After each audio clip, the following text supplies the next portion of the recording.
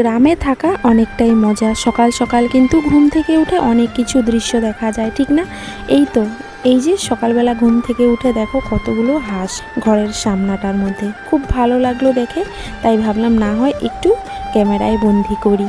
তো hi hello everyone, আমি পিঙ্কি। আজকে আরেকটা মিনি ব্লগ নিয়ে চলে আসলাম তোমাদের কাছে।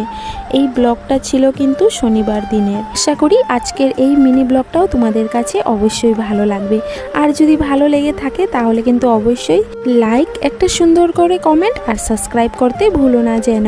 আমার রান্নাঘরে জানো তো অনেক টুকুর টাকুর কাজ জমে গেছে, যেগুলো বেশ কিছুদিন ধরে করা হয় না। তাই ভাবলাম না আজকে একটু করেই নেই। তো দেখো প্রথমে না একটা বয়মের মধ্যে অনেক দিন হয়ে গেছে দারচিনি আনা হয়েছে, এগুলো আর বয়মেই ঢুকানো হচ্ছে না।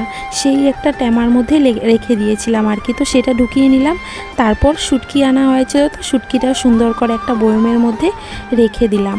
আর বিশেষ করে বাঙালিদের ঘরে যে শুটকি থাকবে না সেটা কিন্তু হতেই পারে না, কেননা আমাদেরকে দেখা যায় আমরা মাছ মাংস ততটা পছন্দ করি না যতটা পছন্দ করি শুটকি।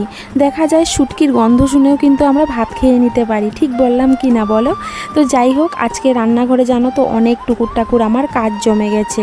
রান্নাঘরের এই কাজগুলো কিন্তু চোখে দেখা যায় না। অনেকেই ভাবে যে রান্নাঘরে আর কিসের কাজ, এই তো শুধু রান্না বাড়া করা। কিন্তু না, রান্না বাড়া ছাড়াও কিন্তু অনেক অনেক পরিমাণ কাজ থাকে রান্নাঘরে, ঠিক না? আজকে রান্নাঘরটাকে একটু চিপা চাপায় ঝাড় দিয়ে আর কি ক্লিন করে নিচ্ছি।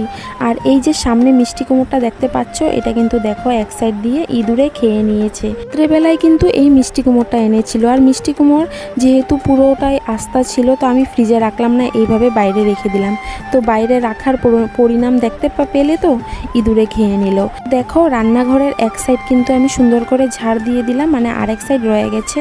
আর এই যে মুড়িগুলো চালনি মেরে আর কি সুন্দর করে বয়মে আমি ঢুকিয়ে নিচ্ছি। এই দিকে ডালাগুলো রাখতে আমার ভীষণ অসুবিধা হয়, তার জন্য কি করলাম, দুইটা রশি লাগিয়ে নিলাম আর কি। ওই বেড়ার মধ্যে এক সাইড দিয়ে আর কি টাঙিয়ে রাখবো।